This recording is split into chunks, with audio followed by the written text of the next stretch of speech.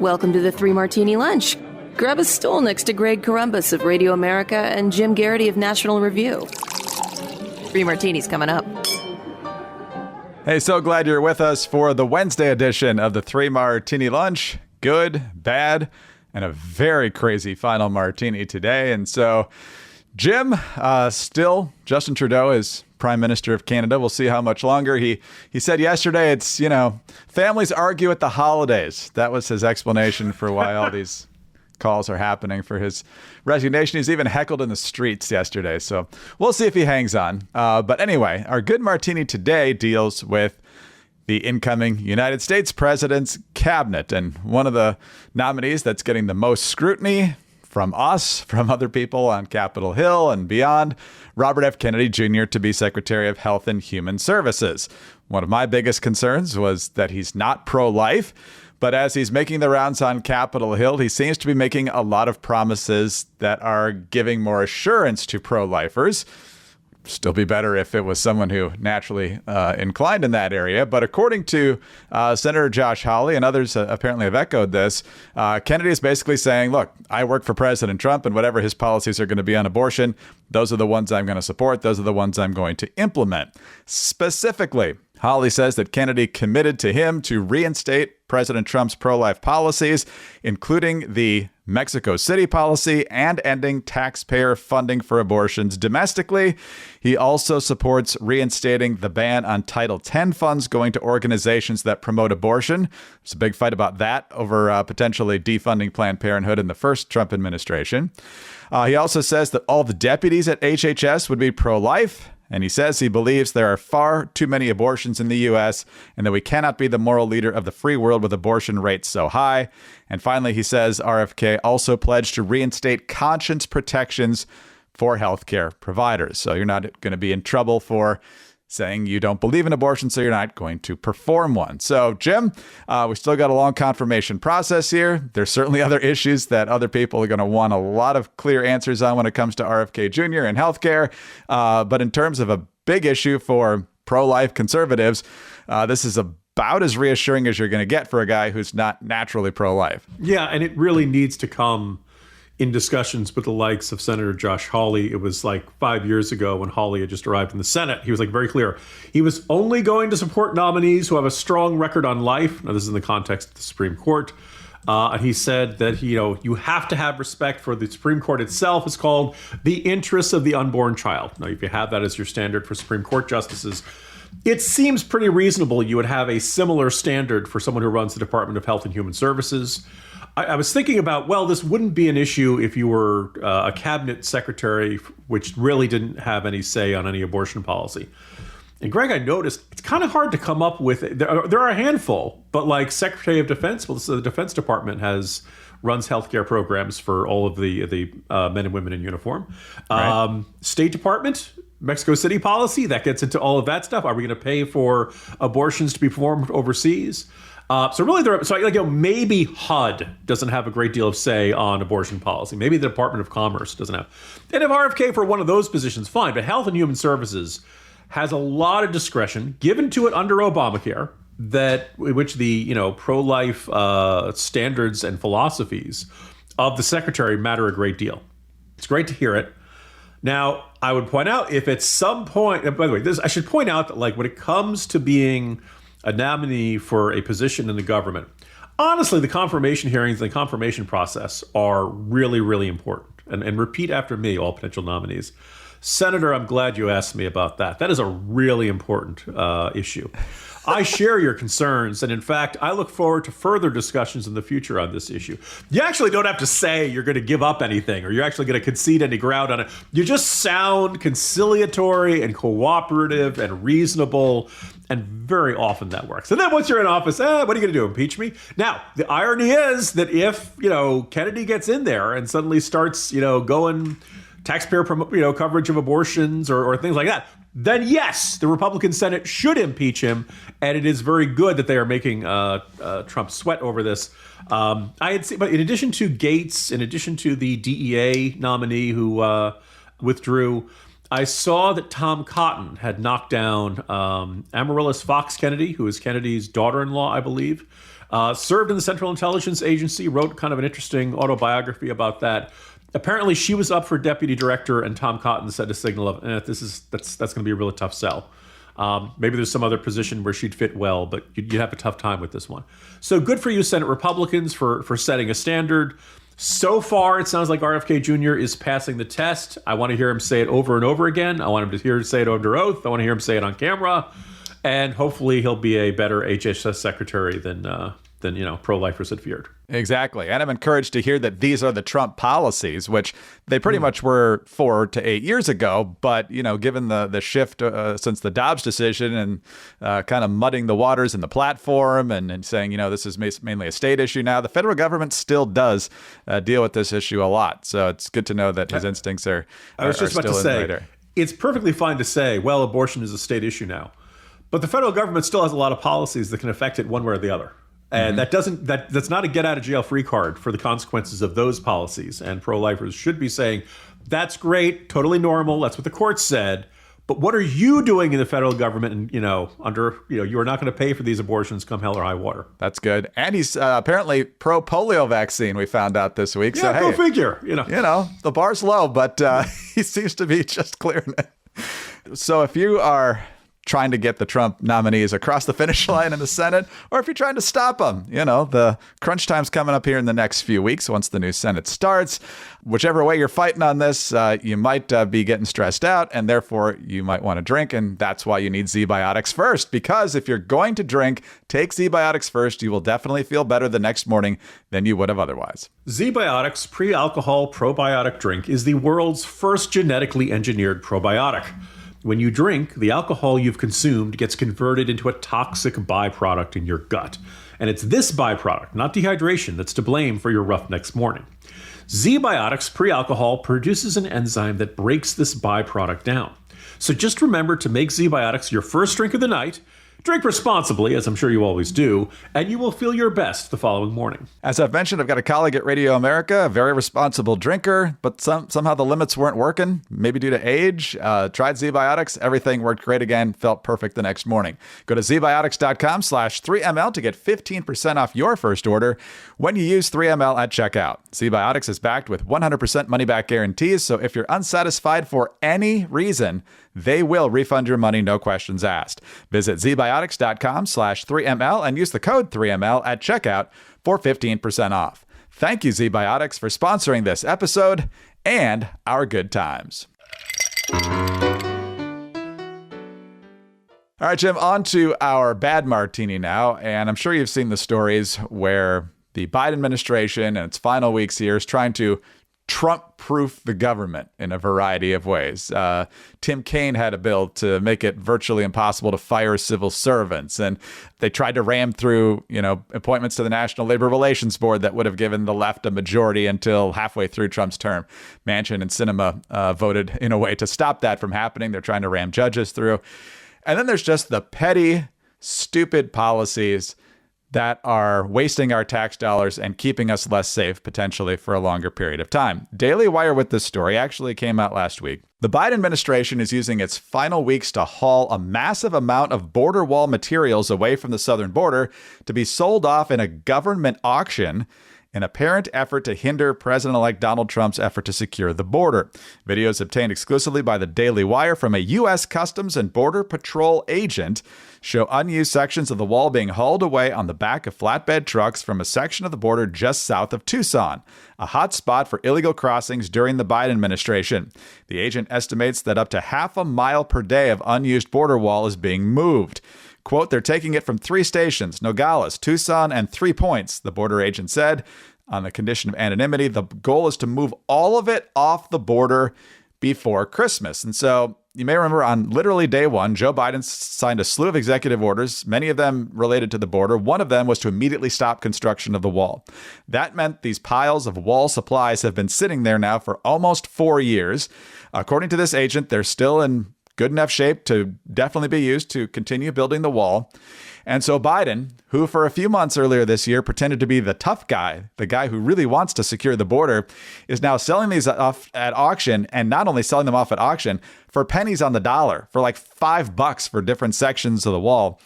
meaning that Trump's not going to have these materials. They're going to have to reorder them, which means they need to be remade. They're going to be a lot more expensive than they were a few years ago due to inflation and other concerns.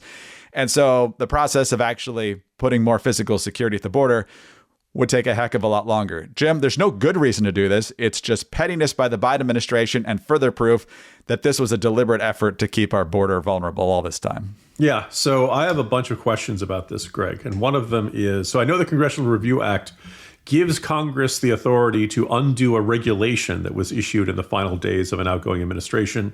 I'm not sure if it's 100 days, but there's a reasonable period where Congress can go and say, no, you're not allowed to do that, and undo the regulation. I'm wondering if they can do a sale. I'm wondering if they would apply, can you say to someone, oh, sorry, you got to give it back. Here's your refund. We need that stuff back. Also, I just find myself wondering, Greg, who's buying these? Are you in the market for an 18-foot bowling fencing? I know there are a lot of other states who are like, stop sending us your Californians. We don't want any more of them. You're coming here, you're voting for the raw, So maybe some of these other Western states are like, this is part of our new Californication defense. We're literally trying to keep them from coming in. I know both Chicago and New York could use defense. Any defense. But so on the one hand, this is, what we've come to expect from the Biden administration.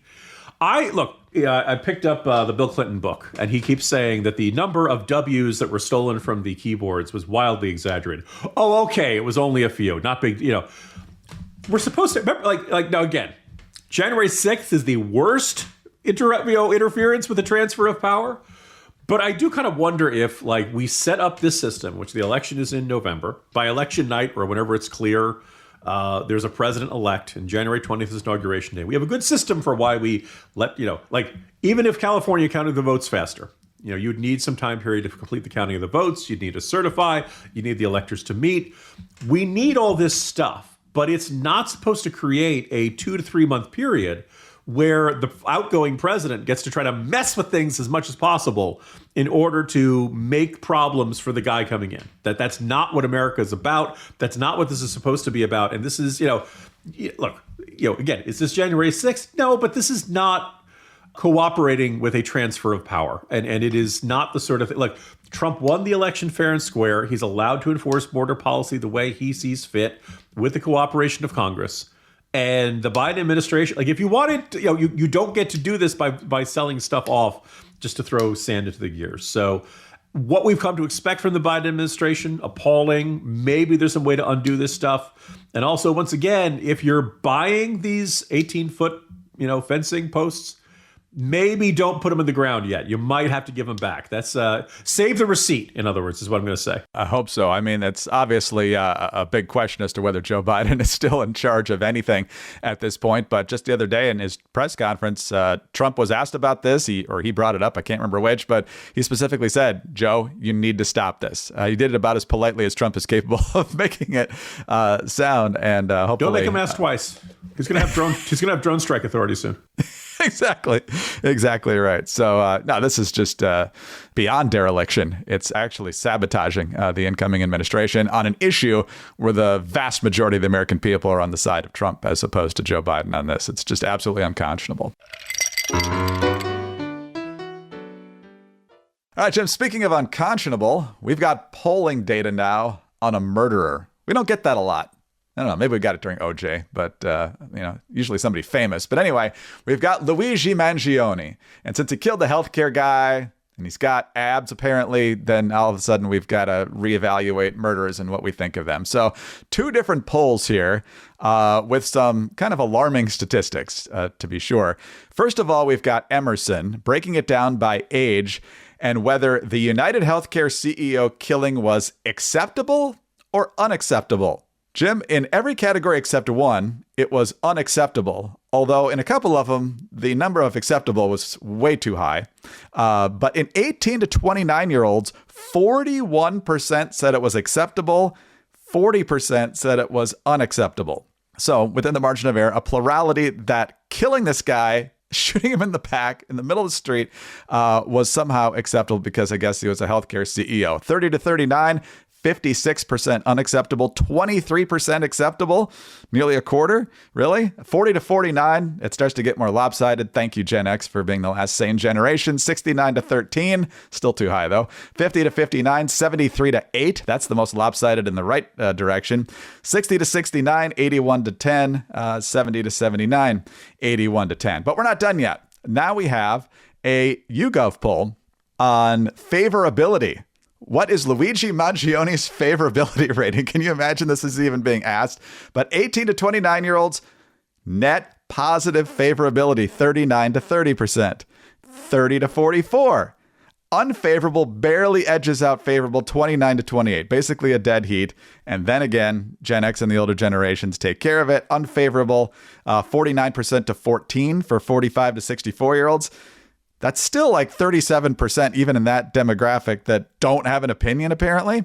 And then 65% have that 63% unfavorable to 5% favorable. So, Jim, it's not just Elizabeth Warren. It's not just AOC. It's not just some of these talking heads on CNN. You've got a significant chunk of the American public, certainly from 18 to 44, who are either deadlocked or even favorably inclined towards Mangioni, and among people 18 to 29, basically dead even as to whether the murder is acceptable. You know, Greg, you and I are of a certain age, and I guess I've reached the point where I'm old enough to remember that if you were a murderer, to get a significant level of public support, you had at minimum to have run for 2,000 yards in a single season in the NFL. That was, you need to have some major, like, here's the thing. Buzz Aldrin stabs a guy. We're all still going to love him, no matter what. He's earned it. I think we all, a couple stabbings, enough significant accomplishments in life. What is this guy, the shooter of Brian Thompson? What's he done? Oh, he's got abs. Oh, big deal. Everybody's got abs. You just can't see them on a bunch of us. Semi-seriously, though, I'm going to choose to believe that most of this is people who are I really hate insurance companies, right? There was some, you have to forgive me, I don't remember the specific person, but some figure, it was actually ironically before the shooting, where somebody made the point that healthcare is a service, it's not a good, therefore there should be no charge for it. And the guy's like, do you think the doctors work for free? Do you think they get their educations for free? Do you think the liability insurance, or you think MRI machines just grow on trees and you pluck them down and all that stuff? Everything you do, the process of healthcare costs money. Right, and there's a ton of it. One of my summer jobs was working for Baxter Healthcare up in New Jersey, but working in a warehouse. My blue collar experience, you could say, and almost everything you can possibly imagine. Every medical facility in America needs a stockpile of that because they never know when the next shipment's going to come in. So you need not just the stethoscopes, the tongue depressors, and the cotton balls, and all the kind of stuff you see in there. There's a ton of everything else. All of that stuff costs money. Now, there's an old saying about what you can get it either fast, cheap, or good. Pick any two of the three. This is the story of providing healthcare. And it's not like auto insurance, where in any given year, only a small minority of drivers are going to have accidents. More in Maryland. But, healthcare, everybody's going to need healthcare. And the whole idea of health insurance is that, not everybody's going to get cancer in a given year and have significant expenditures. So you charge the people who are healthy and who don't need to see the doctor very much, and they will cover, everybody pays in, and that'll cover the cost of the people who do get cancer, who do have or in a terrible car accident because they drove in Maryland, or something like that, and they end up in a situation where they need a hospital and they have very significant bills. The problem is, in an aging population, everybody's body starts to break down and you start having more significant costs of that. So the only way you could do that, this was the whole point of the core. Remember the Affordable Care Act was supposed to fix all this? Probably one of the favorite headlines I've seen from the Babylon Bee in a while was, facetiously, it's a parody site saying President Obama came out and said, let's not start shooting people who've messed up with the healthcare system. Affordable Care Act was supposed to make care affordable. Go figure. Nobody thinks it feels like it's been that way. But one of the big issues was the individual mandate. The way they were going to make it affordable was going to be getting a whole bunch of young people to buy healthcare plans that they didn't want and they didn't think they needed because they were young and they thought they were invulnerable. And or you're young and you're not making a lot of money. You just feel like health insurance isn't a worthwhile expenditure. And or also simultaneously they're going to keep them on the their parents' plans until they're 26. So it's additional payments from the parents. it instantly created this narrative, and everybody wanted to believe that the shooter was some guy whose loved one had been denied care and they died, or they needed some procedure, and not only is apparently the back surgery was a success, this guy was never paid, never with United Healthcare, never had their coverage. I don't know which company he did have coverage through, but like, it's entirely possible this guy at age 27, he may have never paid a health insurance premium ever in his life. It's just kind of baffling to see the level of outrage there by a significant portion of the people, often young people, who do not understand how health insurance works, who do it, or they believe this idea, oh, things are terrific in Canada. Talk to a Canadian.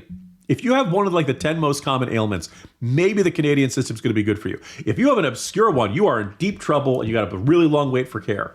So it is just this maddening fact that no matter how many times we communicate these things, there are a lot of people out there who believe if you just try hard enough, 2 + 2 = 5. And the government can pay for health care, and all of it will be cheap, all of it will be quick, all of it will be good quality, and everyone will live happily ever after. And if you don't get what you want, we can start shooting people in the street. Yeah. In the back. Yeah. Pure fiction. The Emerson poll also found that 22% of Democrats found the murder acceptable, 12% of Republicans, 16% of independents. That's not great. That's not great numbers. That's one of every 8 Republicans who thinks that's fine. Men, 19%. Almost 1 in 5. Women, 14%, 1 in 7. Yeah. Of those Not Democrats, good. Greg, did they cross-reference it against those who support gun control? And oppose the death penalty. That's the other. Like those are the two. You support gun control, you oppose the death penalty, but it's totally cool to shoot some guy in the back. Okay, yeah, that makes sense. That's consistent. Yes, but convicted murderers with multiple capital offenses, they have a big problem with. The only people these people don't want to execute is Charles Manson. But you're so right about Obama and Obamacare. My deductible instantly went up by 4, a factor of 4. And premiums, of course, are higher as well. So the idea that any of that was accomplished is ridiculous. So your great frustration with the healthcare system is largely due to Obamacare. You people might not want to admit that, but that's a big, big part of it. And it's because they think everybody has to have every possible coverage for every plan. And so your cost goes way, way up. So thanks, Barack. Go sulk over the election. Jim, have a good day. See you tomorrow. Greg, unlike Barack Obama, I'm not disappointed in you. See you tomorrow, Greg. Jim Garrity, National Review. I'm Greg Corombos of Radio America. Thanks so much for being with us again today. Do subscribe to the podcast if you don't already. Tell your friends about us as well. We'd love to have them listening. Thanks for your 5-star ratings and your kind reviews. Please keep those coming. Get us on your home devices. All you have to say is play 3 Martini Lunch podcast. Follow us both on X. He's at Jim Garrity. I'm at Dateline_DC. Have a great Wednesday and join us again on Thursday for the next 3 Martini Lunch.